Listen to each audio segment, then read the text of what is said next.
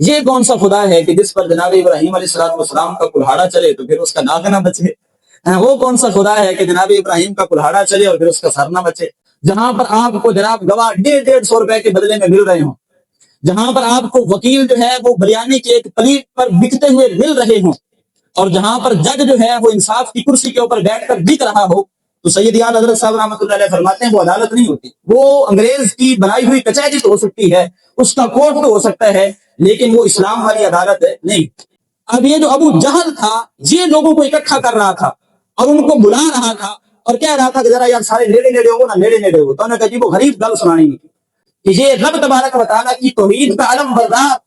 جب تمہاری ہی کچہری کے اندر اور تمہاری ہی لگائی ہوئی عدالت کے اندر کھڑا ہو کر جب رب کی وحدانیت کی دلیل دے گا تو پھر تمہارے پاس جواب کوئی نہیں بچے گا۔ فرمایا کہ بھئی نہ بڑے نے کیتا ہونے جن کو اسلحہ برآمد ہوا ہے، جس کے کندھے پر کلہاڑا رکھا ہوا ہے، اسلحہ تجھ سے برآمد ہو رہا ہے اور اسی نے کیا ہوگا، مجھ سے کیا پوچھتے ہو؟ یہ تو نہیں دعا کرواتے نا کہ جس دن امتحان ہو تو تو جناب اس گولی نہ کھلے، جس دن امتحان ہو تو اس دن امتحان ویسے ہی کینسل ہو جائے یا کرونا آ جائے اور بغیر امتحان کے پاس ہو جاؤں، ایسی دعائیں تو نہیں نہ کرواتے، یعنی دعائیں امتحان پاس ہونے کے لیے کرواتے ہیں کہ دور سیٹے منہ تواڈا بھی تے تواڈے خداواں دا بھی جنہاں نوں تسی پوچھدے ہو کہ جڑے نہ بول سکتے، نہ سن سکتے، نہ نفع پہنچا سکتے، نہ نقصان پہنچا سکتے۔ پھر وہ کہتا ہے کہ نہیں وہ میں نے دیکھا تھا مولوی صاحب وہ فلاں ہوٹل پہ بیٹھ کر چائے پی رہے تھے، وہ میں نے دیکھا تھا مولوی صاحب نے نا وہ موٹر سائیکل کے اوپر جا رہے تھے اور جاتے جاتے رستے کے اندر ہی چیزیں کھا رہے۔ جب مولوی صاحب کی بات کا جواب نہ بن پڑے نا تو پھر اسی طرح سے کردار کشی کی جاتی ہے۔ نہیں وہ میں نے دیکھا تھا جناب مولوی صاحب کے اندر بڑی آکڑ ہے، وہ فلاں کے ساتھ تو ہاتھ ہی نہیں ملاتے، اس کے ساتھ تو سلام ہی نہیں لیتے۔ اب یہاں پر پھر مجھے تعجب ہوتا ہے کہ ایسے خدا عجیب خدا ہیں کہ جن کی مدد مخلوق کر رہی، جبکہ ہمارا رب قرآن میں فرما رہا ہے اذا جاء نصر اللہ والفتح، کہ جب اللہ تبارک و تعالیٰ کی مدد اور فتح آئے گی وَرَأَيْتَ النَّاسَ يَدْخُلُونَ فِي دِينِ اللَّهِ أَفْوَاجًا، آپ دیکھیں گے کہ لوگ گروہ در گروہ جو ہے وہ اسلام کے اندر داخل ہو۔ یہ ہمارا رب تو ہماری مدد کر رہا ہے۔ اور دوسرے مقام پر اللہ تبارک و تعالیٰ نے فرمایا لَقَدْ نَصَرَكُمُ اللَّهُ بِبَدْرٍ وَأَنْتُمْ أَذِلَّةٌ، تحقیق اللہ نے تمہاری مدد کی میدان بدر کے اندر جب تم بے سر و سامانی کی حالت میں تھے۔ یہ جو بدشگونی ہوتی ہے نا، بدشگونی یہ جب انسان کے اندر گھس جاتی ہے تو پھر انسان بہت وہ ایسے ایسے بھی کام کر گزرتا ہے کہ جن کا بندہ کبھی وہم و گمان بھی نہیں کر سکتا۔ مالک کریم ایک کوئی بیلی بنایا، ایک کوئی خلیل بنایا اور اب وہ بھی نمرود کی آگ میں جا رہا ہے، مالک کریم اس کو بچا تو صحیح۔ جے سونا میرے دکھ وچ راضی تے میں سکھ نو چلے پاواں، یار فریدا جے مل جاوے سونا پھر رو رو حال سناواں۔ لہٰذا یاد رکھیے گا نبی کی جو محبت ہے یہ آپ کو بھی سنوار دیتی ہے، آپ کی آنے والی نسلوں کو بھی سنوار دیتی ہے، اور اللہ تبارک و تعالیٰ کے نیک بندوں کے ساتھ بغض رکھنا، عداوت رکھنا، دشمنی رکھنا، یہ پھر بھول جائیے کہ آپ سلامت رہیں گے، آپ بھی برباد ہوں گے لیکن آپ کی آنے والی جو نسلیں ہیں ان کا بھی نام و نشان باقی نہیں رہے گا۔ جناب سیدنا ابراہیم علیہ السلام نے جب نمرودیوں کے بتوں کو توڑا اور کسی کا کچھ نہ چھوڑا، حقیقت میں اگر کہا ہے تو ان کے جھوٹے خداؤں کی کو نیست و نابود کر دیا، اور اب یہ ایک عجب کیفیت تھی کہ خدا مر چکے ہیں لیکن مخلوق زندہ ہے نمرودیوں تئیں، یعنی وہ بتوں کو اپنا خدا سمجھتے تھے، اور یہ ایک عجیب کیفیت بن چکی تھی کہ جو خدا ہے وہ ہلاک ہو گئے ان کے، اور جو خدا کی مخلوق ہے وہ زندہ ہے۔ ایسی خدائی تو کہیں نہیں دیکھی آج تک کائنات کے اندر۔ اور ہمارا مسلمانوں کا عقیدہ کیا ہے؟ کل من علیہا فان ویبقا وجہ ربک ذو الجلال والاکرام،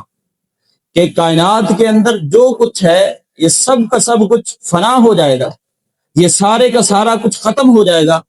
لیکن اللہ تبارک و تعالیٰ کی ذات پھر بھی باقی قائم و دائم رہے گی۔ اور پھر ہم کیا کہتے ہیں؟ اللہ لا الہ الا هو الحی القیوم، کہ وہ ہمیشہ سے ہے اور ہمیشہ ہمیشہ قائم رہنے والی ذات، وہ رب ہوتا ہے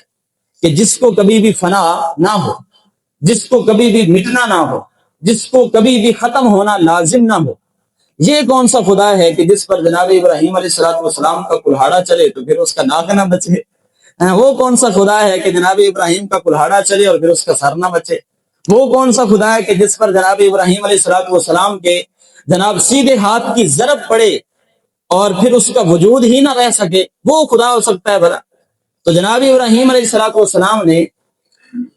جب ان کے خداؤں کو، جھوٹے خداؤں کو نیست و نابود کر دیا اور یہ قوم جب واپس پلٹ کر آئی تو کہنے لگی من فعل هذا بآلهتنا، کہ وہ کون ہے کہ جس نے ہمارے خداؤں کے ساتھ یہ سلوک کیا ہے، انه لمن الظالمین، ضرور ایسا کرنے والا جو ہے وہ ظلم کرنے والا ہے، وہ ظالموں میں سے ہے۔ اب تلاش تھی کہ اس بندے کو ڈھونڈا جائے کہ جس نے ہمارے خداؤں کے ساتھ ایسا کیا ہے، ان کو نیست و نابود کیا ہے۔ تو کسی کہنے والے نے کہا قالوا سمعنا فتى يذكرهم يقال له ابراہیم، کہا کہ ہم نے ایک نوجوان کو سنا ہے جس کا نام ابراہیم تھا، وہ تمہارے خداؤں کا ذکر جو ہے وہ بھلائی کے ساتھ نہیں کر رہا تھا، بلکہ ہم نے سنا تھا وہ جناب ابراہیم کہہ رہے تھے کہ یہ جو تم میلہ منانے کے لیے جا رہے ہو ذرا جاؤ تو صحیح، عیاشیاں کرو تو صحیح، جب واپس پلٹ کر آؤ گے تو پھر ذرا اپنے خداؤں کی خبر لینا۔ تو کہا کہ ہم نے جناب ابراہیم جو ہیں ان کے متعلق ہم نے سنا ہے، ان سے ہم نے یہ سنا تھا کہ وہ ہمارے خداؤں کے بارے میں ایسا کہہ رہے تھے۔ اللہ اکبر کبیرہ۔ اب جب اس بات کی خبر حکام بالا تک پہنچی، جو نمرود تھا اس کے درباریوں تک پہنچی اور خود نمرود تک پہنچی، تو اب اس بات کا فیصلہ کیا گیا کہ جناب ابراہیم علیہ السلام کو یہاں عدالت میں بلایا جائے۔ ویسے تو عدالت جو ہے یہ صرف اسلام کی ہوتی ہے۔ سید اعلی حضرت صاحب رحمۃ اللہ تعالی علیہ نے لکھا ہے کہ یہ جو ظلم، جہاں پر ظلم کے فیصلے ہوتے ہیں اس کو عدالت نہیں کہتے، عدالت تو حق اور انصاف کا نام ہے، اس کو کچہری کہنا چاہیے، اس کو کورٹ کہنا چاہیے، اس کو عدالت نہیں کہنا چاہیے۔ جہاں پر آپ کو جناب گواہ 150 کے بدلے میں مل رہے ہوں، جہاں پر آپ کو وکیل جو ہے وہ بریانی کے ایک پلیٹ پر بکتے ہوئے مل رہے ہوں، اور جہاں پر جج جو ہے وہ انصاف کی کرسی کے اوپر بیٹھ کر بک رہا ہو، تو سید اعلی حضرت صاحب رحمۃ اللہ علیہ فرماتے ہیں وہ عدالت نہیں ہوتی، وہ انگریز کی بنائی ہوئی کچہری تو ہو سکتی ہے، اس کا کورٹ تو ہو سکتا ہے، لیکن وہ اسلام والی عدالت نہیں۔ تو یہ جو نمرود اور نمرودی تھے، انہوں نے فیصلہ کیا کہ جناب ابراہیم علیہ السلام کو یہاں کچہری میں بلایا جائے اور سارے لوگوں کے سامنے بلا کر جو ہے وہ ان سے پوچھ گچھ کی جائے کہ کیا آپ نے واقعی ہمارے خداؤں کے ساتھ یہ حال کیا ہے؟ تو قرآن میں سورۃ الانبیاء میں اللہ تبارک و تعالیٰ نے بیان کیا قالوا فأتوا به على اعین الناس لعلهم يشهدون، کہ جناب ابراہیم کو سارے لوگوں کے سامنے بلائیں تاکہ ان پر جو ہے وہ گواہی قائم کی جا سکے، یا ان سے گواہی لی جائے، ان سے پوچھا جائے کہ کیا واقعی آپ نے ہمارے خداؤں کے ساتھ یہ حال کیا ہے۔ اللہ اکبر کبیرہ۔ اب رب تبارک و تعالیٰ جب اسباب پیدا فرمائے، جب اللہ تبارک و تعالیٰ انتظام فرمائے، تو حقیقت میں جو مخالف ہوتے ہیں انہی کے ذریعے سے اللہ تبارک و تعالیٰ عزت افزائی بھی فرما دیتا ہے اور اپنے دین کا اعلان بھی کروا دیتا ہے۔ یہی وجہ ہے کہ جب جناب رسول اللہ صلی اللہ تعالیٰ علیہ وآلہ وسلم معراج سے واپس تشریف لائے اور حتیم کعبہ میں موجود تھے، تو ابو جہل جو تھا اس نے کہا کہ جناب خیر تو ہے، آج آپ بڑے سوچ و بچار میں بیٹھے ہیں۔ تو نبی رحمت صلی اللہ تعالیٰ علیہ وآلہ وسلم نے فرمایا تھا ہاں رات کو میں معراج کر کے آیا ہوں، رات کو میں مسجد اقصی گیا ہوں، بیت المقدس میں گیا ہوں، اور پھر وہاں سے میں نے ساتوں آسمانوں کی سیر کی ہے، سدرۃ المنتہا سے لامکان تک گیا ہوں، اور پھر وہاں سے واپس پلٹ کر آیا ہوں۔ اب یہ جو ابو جہل تھا حقیقت میں تو یہ منکر تھا، یعنی حضور علیہ الصلوۃ والسلام کو، آپ کی شانوں کو، آپ کی نبوت کو، آپ کے معجزات کو ماننے والا نہیں تھا، لیکن وہ کہتے ہیں نا کہ جب رب پھر کام لے تو پھر کسی سے بھی لے سکتا ہے۔ اب یہ جو ابو جہل تھا یہ لوگوں کو اکٹھا کر رہا تھا اور ان کو بلا رہا تھا اور کہہ رہا تھا کہ ذرا یار سارے نیڑے نیڑے ہو نا، نیڑے نیڑے ہو، تو انہوں نے کہا جی وہ غریب گل سنانی۔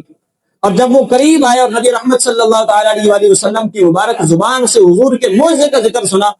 تو کئی سارے ایسے تھے کہ جو کلمہ پڑھ کر دعوت اسلام کے ساتھ وابستہ ہو۔ تو یہ رب کی شان ہے، وہ جس سے چاہے جیسے چاہے وہ اپنے دین کا کام لے سکتا ہے۔ تو جناب ابراہیم علیہ السلام نے جب بتوں کو توڑا، تو اب حقیقت میں ظاہری طور پر تو یہ جو قوم تھی، نمرود تھا اور اس کی پوری پارلیمنٹ تھی، اور اس کے پورے جناب صوبائی کیا تو ضلعی کیا تو جناب قومی کیا، تو سارے کے سارے ارکان وہاں پر موجود تھے، اور حقیقت میں یہ پلاننگ کر رہے تھے کہ جناب ابراہیم کو بلائیں اور ان کو یہاں پر ان سے پوچھ گچھ کریں گے اور پھر ان کو سزا دلوائیں گے، لیکن وہ یہ نہیں جانتے تھے کہ یہ رب تبارک و تعالیٰ کی توحید کا علم بردار جب تمہاری ہی کچہری کے اندر اور تمہاری ہی لگائی ہوئی عدالت کے اندر کھڑا ہو کر جب رب کی وحدانیت کی دلیل دے گا تو پھر تمہارے پاس جواب کوئی نہیں بچے گا۔ تو وہی ہوا، ساری طرف جناب وہ اعلان کر دیا گیا کہ جناب ابراہیم کو فلاں دن جو ہے وہ بلایا جائے گا نمرود کے دربار میں۔ لوگ دور دراز سے سفر کر کے آئے، چل کے کہا کہ جائیں تو صحیح اور دیکھیں تو صحیح، اس شخص کو دیکھیں تو صحیح کہ جس نے ہمارے خداؤں کو تہ و بالا کر کے رکھ دیا، جس نے ہمارے خداؤں کی اینٹ سے اینٹ بجا کر رکھ دی۔ دور دراز سے لوگ سفر کر کے آئے اور آ کر جو ہے وہ نمرود کے دربار میں بیٹھے۔ جناب ابراہیم علیہ السلام کو بھی طلب کیا گیا، جناب ابراہیم علیہ السلام وہاں تشریف لے گئے۔ اب جو فیصلہ کرنے والی ایک کمیٹی بنائی گئی، 5 رکنی بینچ جناب ججز کا بنایا جا رہا ہے، فلاں معاملے میں تحقیق کرنے کے لیے،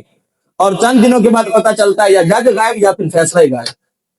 یہ نظام ہے دنیا، یہ فیصلے کرنے کا ان کا کرائیٹیریا ہے۔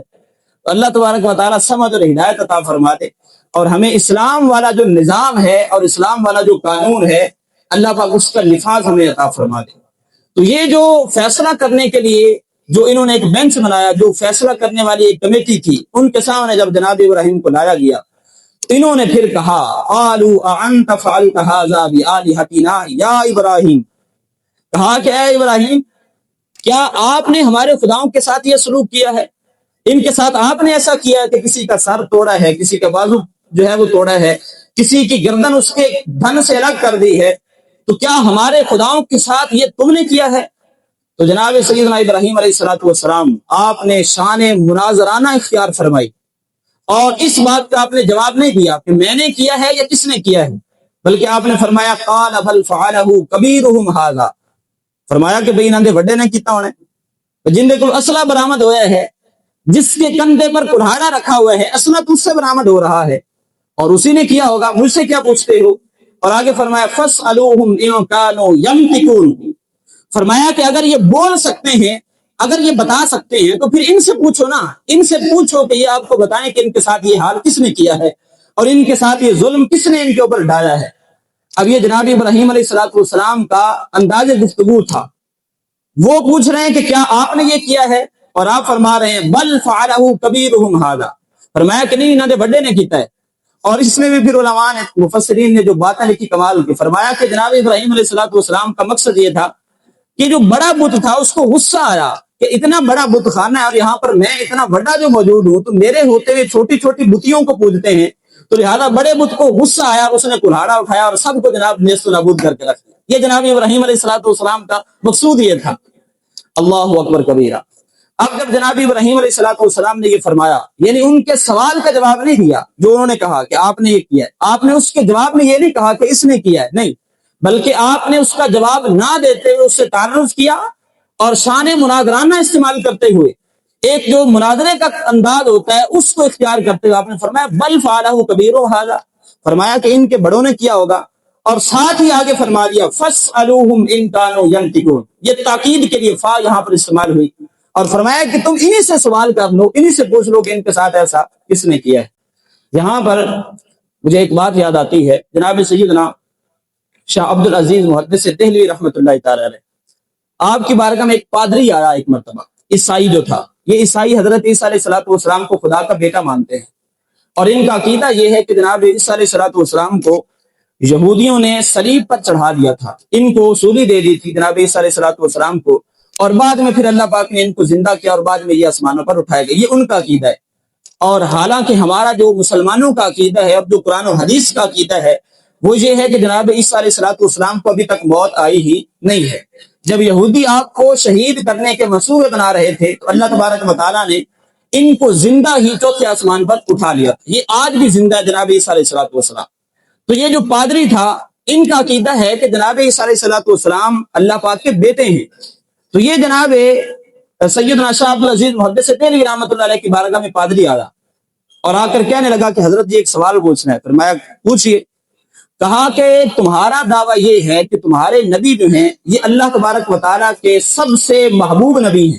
فرمایا بالکل ہمارا عقیدہ ہے۔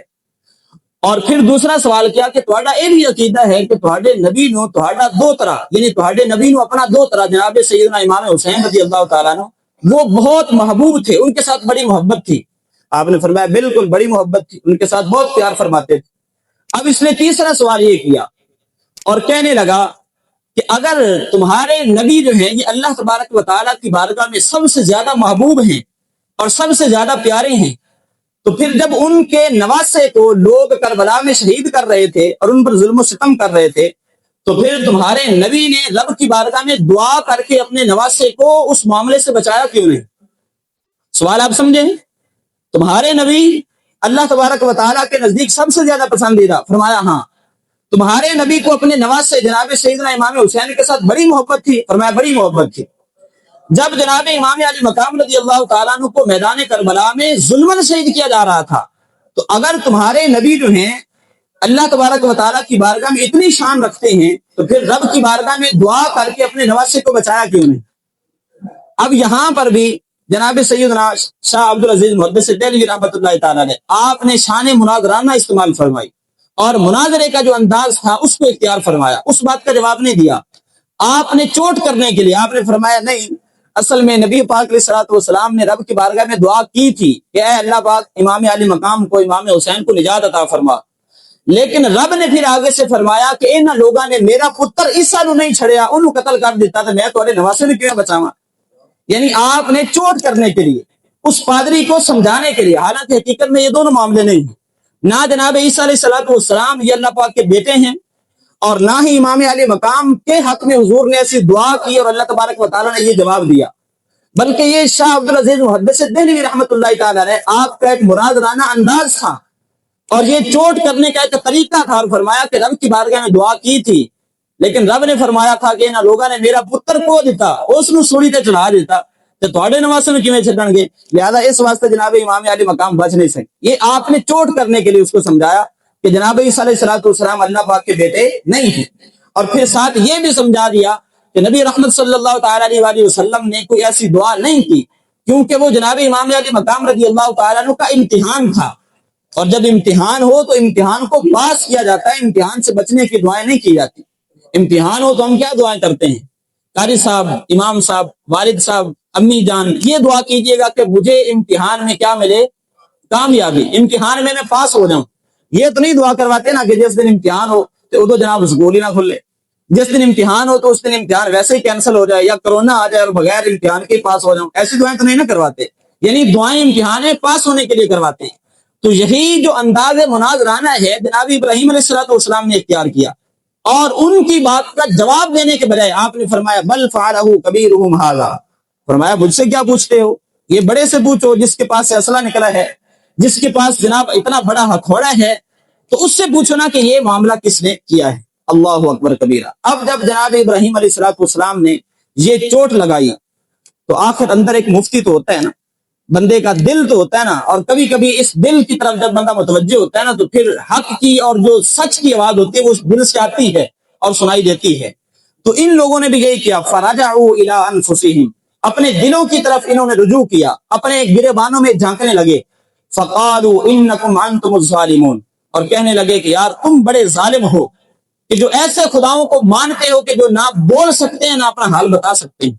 ایسے بتوں کی پوجا کرتے ہو کہ جو اپنے گردن سے، اپنے جناب کندھے سے کلہاڑا بھی نہیں اتار سکتے، بڑے ظالم ہو، یہ کہنے لگے۔ اللہ اکبر کبیرہ۔ لیکن شومی قسمت، بدقسمتی کہ حق کو جاننے کے باوجود بھی جب اس بات کا اندازہ ہو گیا کہ ہم ظلم پر ہیں اور ہم حق پر نہیں ہیں، اس کے باوجود پھر جو ہے یہ گمراہی کی طرف لوٹے، اور لوٹ کر جو ہے ان کے لہجے کے اندر تھوڑا سا انکسار آیا، عاجزی آئی، اور عاجزی کے ساتھ کہنے لگے لقد علمت ما هؤلاء ينطقون، اے ابراہیم آپ تو یہ جانتے ہیں کہ یہ بولتے نہیں ہیں۔ پہلے بڑے گرج اور چمک کے ساتھ سوال کر رہے تھے، انت فعلت هذا بآلهتنا، اے ابراہیم کیا آپ نے ہمارے بتوں کے ساتھ یہ کیا ہے؟ لیکن جب جناب ابراہیم علیہ الصلوۃ والسلام نے فرمایا اگر یہ بولتے ہیں تو پھر ان سے تم خود ہی پوچھ لو، ان کے ساتھ ایسا کس نے کیا ہے؟ اور پھر جب اپنے دلوں کی طرف نظر ڈالی اور اپنے ضمیر کے اندر جھانک کر دیکھا تو واقعی کہنے لگے کہ یار یہ تو بول نہیں سکتے، اور ہم ہی ظالم ہیں کہ جو ان کی پوجا کرتے ہیں، ان کو خدا سمجھتے ہیں۔ اب لہجے کے اندر انکسار آیا، عاجزی آئی، اور دھیمی سی آواز کے ساتھ کہنے لگے لقد علمت ما هؤلاء ينطقون، اے ابراہیم آپ جانتے ہیں کہ یہ نہیں بول سکتے۔ اللہ اکبر کبیرہ۔ اب جب انہوں نے یہ جواب دیا اس پر جناب سیدنا ابراہیم علیہ الصلوۃ والسلام نے رب کی توحید کی جو دلیل دی اور جس انداز کے ساتھ آپ نے اس کو بیان فرمایا، اور پھر رب تبارک و تعالیٰ نے قرآن میں نازل فرمایا، وہ جو وحی کو بیان کرنے کا انداز ہے،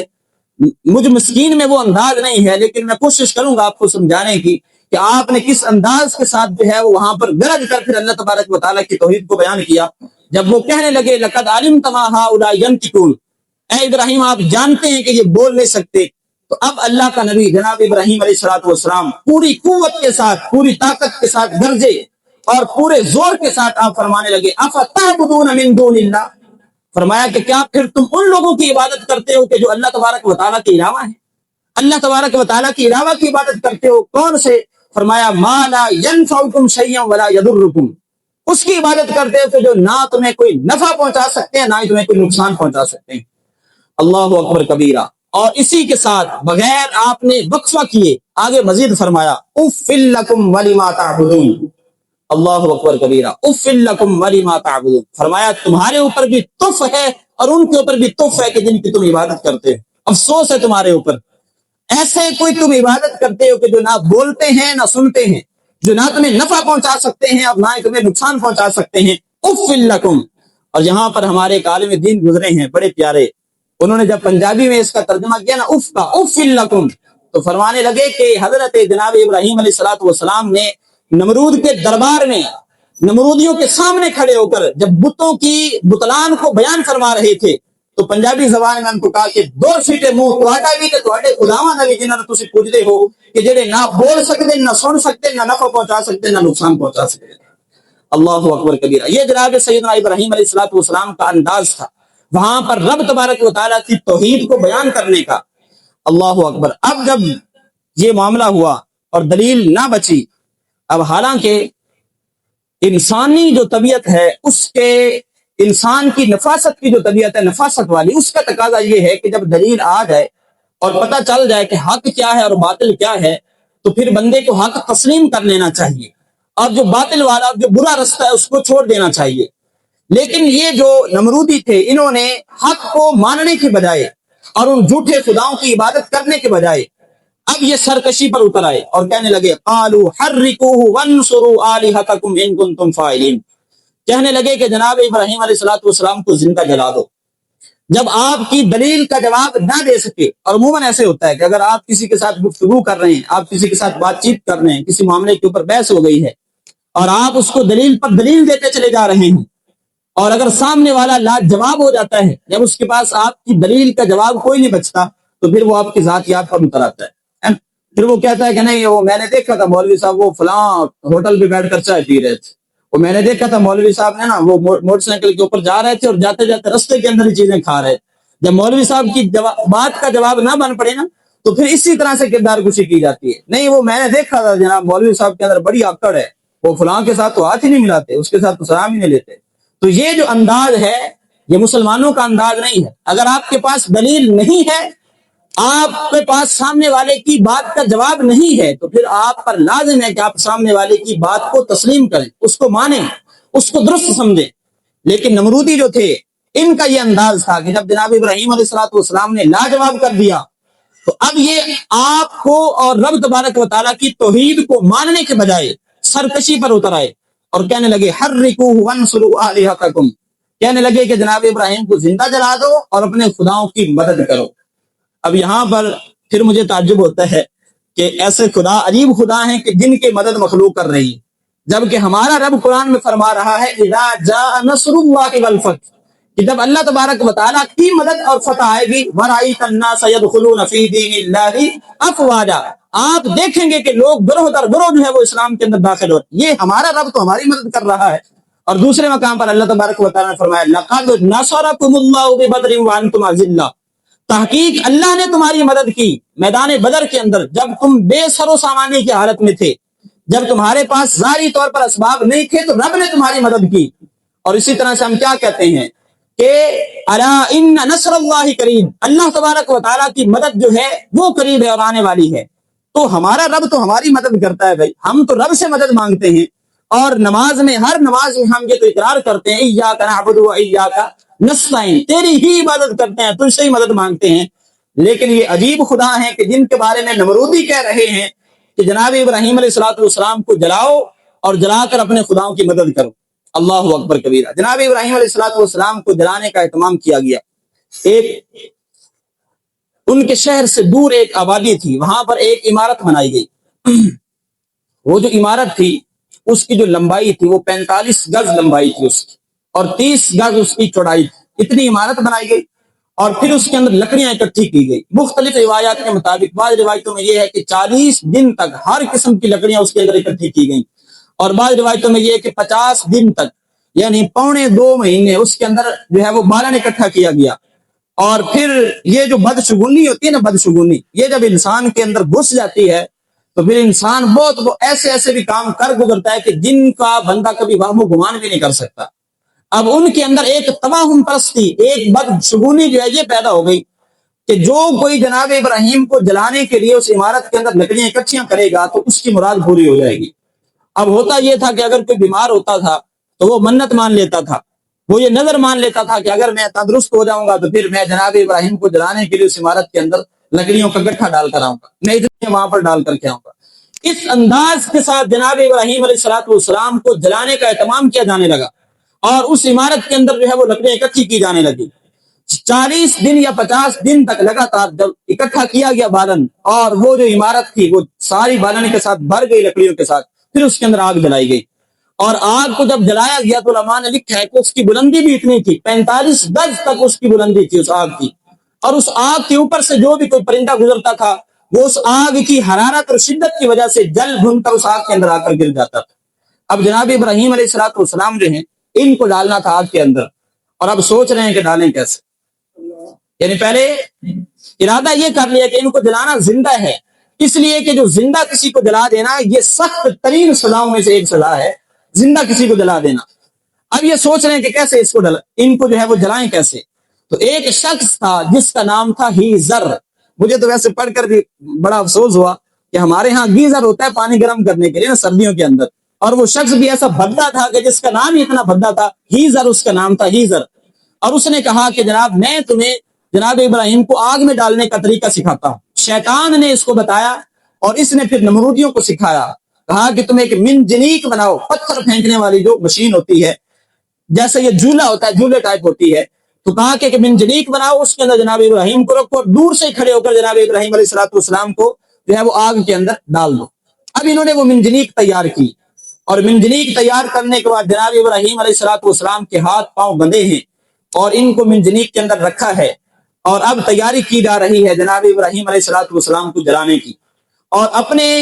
جو ہے وہ وہم میں اور اپنے گمان میں یہ خیال کر رہے ہیں کہ یہ جب جناب ابراہیم علیہ السلام کو جلا دیا جائے گا اور ان کو آگ میں ڈال دیا جائے گا تو پھر ہمارے خداؤں کو برا بھلا کہنے والا کوئی نہیں بچے گا، پھر ہم ہوں گے، ہمارے رب ہوں گے اور ان کی پوجا ہوگی۔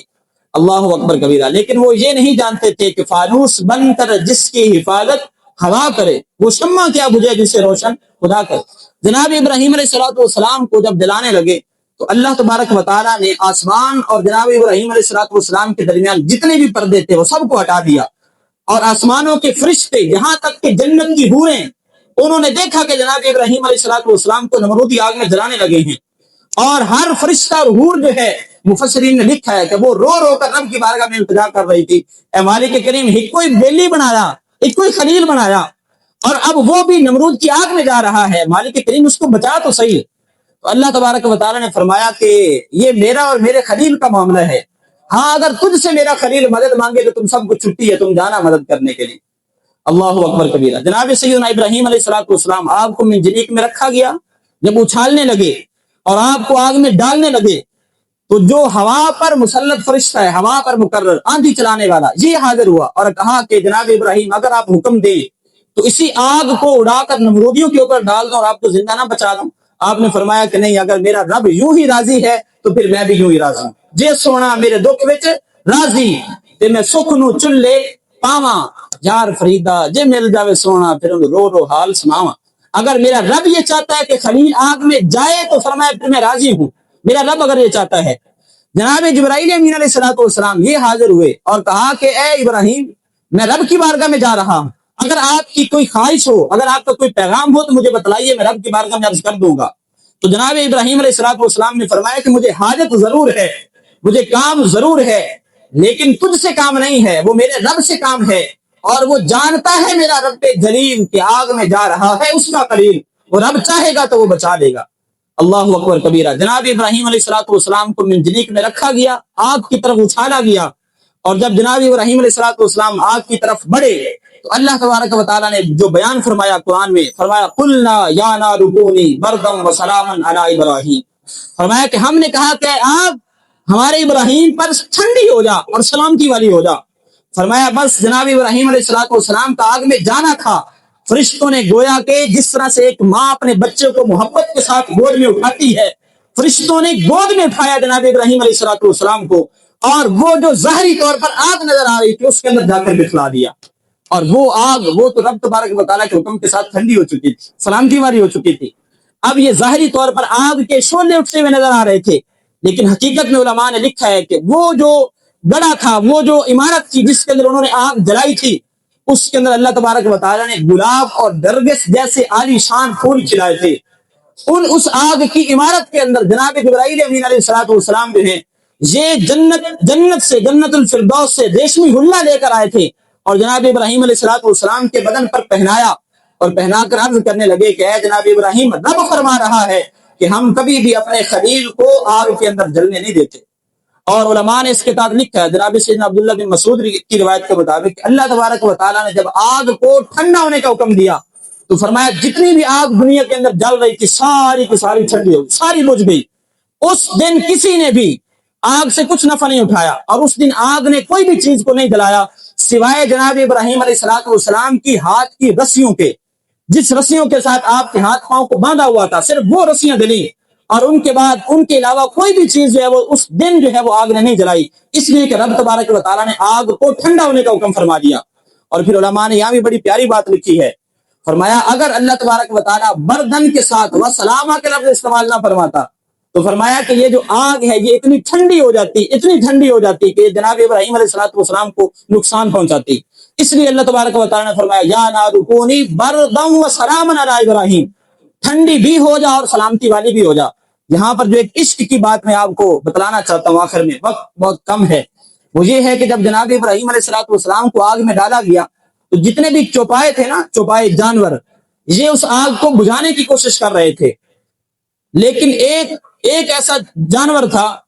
کہ جو اس آگ کو بجھانے کے بجائے اس کو جلانے کی کوشش کر رہا تھا, اور یہ تھا یہ کوڑ کرلا جس کو کہتے ہیں. یہ ایسا تھا کہ جو حضرت ابراہیم علیہ الصلوۃ والسلام کی آگ سے میلوں دور بیٹھا تھا اور وہاں سے بیٹھ کر یہ پھونکے مار رہا تھا, اس لیے کہ جس آگ کے اندر جناب ابراہیم علیہ الصلوۃ والسلام کو جلایا جا رہا ہے وہ آگ اور تیز ہو اور جناب ابراہیم علیہ السلام کو اور تکلیف ہو. یہ جو گرگٹ تھا یہ میلوں دور بیٹھ کر پھونکے مار رہا تھا اور اس آگ کو تیز کرنے کی کوشش کر رہا تھا, جبکہ دوسری جانب ہدہد ایک پرندہ ہوتا ہے, آپ نے دیکھا ہوگا, اس کا ذکر رب نے قرآن میں بیان فرمایا ہے, اور یہ جناب سلیمان علیہ الصلوۃ والسلام کا خاص وزیر تھا. یہ اپنی لمبی چونچ کے اندر پانی بھر کر لاتا تھا اور دور سے آ کر کھڑا ہو کر اس آگ کے اوپر ڈالنے کی کوشش کرتا تھا کہ میرے سے ایک قطرے کے ساتھ کاش کے لیے آگ بجھ جائے. یہ اس کی نبی کے ساتھ محبت کا ایک انداز تھا. اور دوسری طرف یہ جو گرگٹ تھا, یہ جو کوڑ کرلا تھا, یہ میلوں دور بیٹھ کر اس کے اوپر پھونکے مار رہا تھا, اور اس کا یہ تھا کہ یہ آگ اور بڑے اور جناب ابراہیم علیہ الصلوۃ والسلام کو تکلیف ہو. فرمایا اب اللہ تبارک و تعالیٰ نے ان کو انجام کیسا عطا فرمایا, ان کو صلہ کیسا عطا فرمایا. یہ جو گرگٹ ہے اس کے متعلق بخاری شریف کے حدیث کے الفاظ ہیں, نبی رحمت صلی اللہ علیہ وسلم نے فرمایا یہ جہاں بھی نظر آئے فرمایا اس کو مار ڈالو, اور پہلی ضرب میں مارو گے تو فرمایا اللہ تبارک و تعالیٰ تمہیں 100 نیکیاں عطا فرمائے گا. تو پتا چلا کہ کسی نبی کی دشمنی کے اندر اگر کوئی بندہ قدم اٹھائے